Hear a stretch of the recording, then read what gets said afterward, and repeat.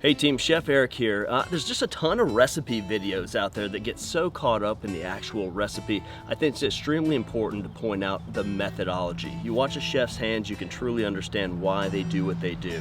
Let's take flank steak for instance, right? It's thin, it's flat. That tells us we want high heat to cook it generally, and there's a lot of surface area here.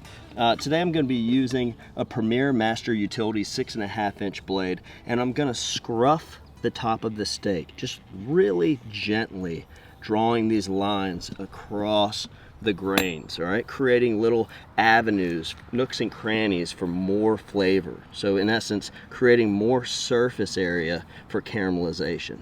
Look at that, just beautiful, okay?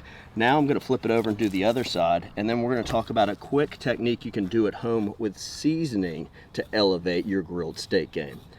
Notice when I was doing that, I used my pinch right here, 3 fingers on the handle, and I'm just using the tip or the edge of the knife. That's why I love how this comes to a point, and I'm able just to really trace the surface, not cutting too deep.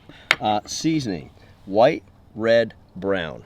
White's the salt. That's going to kickstart osmosis, right? It's going to pull moisture out and wick the outside, allowing that second and third layer to adhere. So first goes the salt, then goes the heat, so the red, your cayennes, your chili powders, your paprikas, and then third is the sweet. Now, interestingly enough, sugar counts as a brown because it caramelizes, so you'll be able to see any seasoning.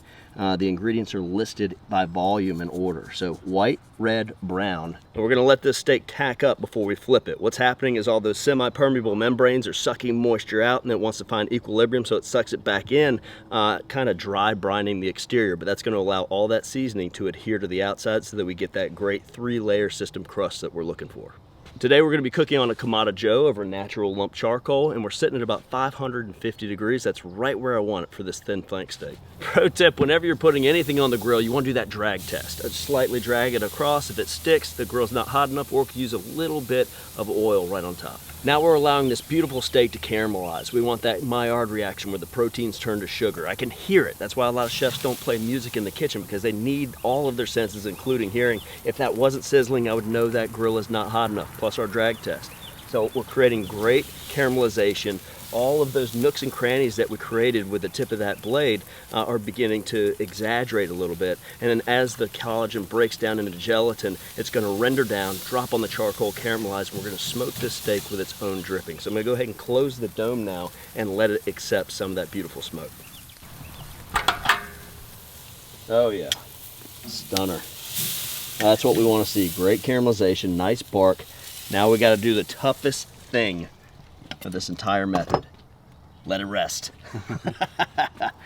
That is by far the hardest thing of this whole. We're going to talk about resting, we're going to talk about slicing with and across the grain, we talked about seasoning, talked about scruffing. All these things are very simple things that added together really maximize the potential of you cooking the best steak you've ever cooked your entire life. But now we have to rest for 7 to 12 minutes. I swear, the hardest thing. What we can do, however, is take our utility and cut a little bit of this unsalted butter.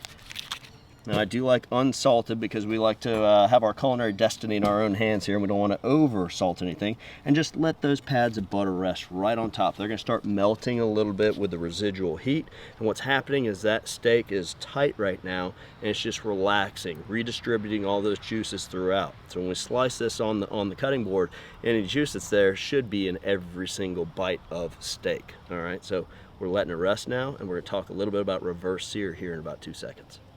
Now this letting it rest period that we talked about is tough, is a great opportunity to take care of some other things, right? You got 7 to 12 minutes to do vegetables or sauces or get a new beverage, whatever it might be. But we want to bring it up real quick back to temperature, we can do what's called reverse sear. Often that's time to go low and slow and then blister sear to finish to an internal temperature. But for us, for what we want to do is just wake this thing up.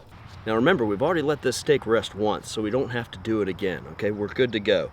The grain on this steak run north to south, right? So you always hear about cutting across the grain, but I want to show you a trick. We're going to slice once with the grain and then come across the grain, making it a little bit more simple for us with this 6.5 inch. So we'll start right at the top and run right down effortlessly. And that is stunning. All right, it's gonna start to bloom out here in just a second as the myoglobin interacts with the oxygen. And we're gonna put these together and just slice into bite-sized pieces. Notice how I'm putting a little bit of tension right here on the handle. I'm pushing down a little bit and using the tip of the knife on the board, slicing directly through. I'm not doing a sawing action, I'm just cutting straight through from side to side. And this is the portion of the blade that's really doing the cutting on the steak. And that was effortless. Perfectly cooked flank steak. One more tip, I'm gonna take that white or that salty seasoning and just do a little post seasoning. So mix in with anything left on that board and just toss it in. And I know that's just steak. We didn't do a sauce today, we didn't do a veg. We just focused on steak technique, but that is as good and as juicy as it gets. I know on the channel we do a lot of complete meals, but I think it's important to focus on methods and techniques. Those 5 or 6 things you've seen us do throughout the videos that we've posted, but together, that is an incredible bite.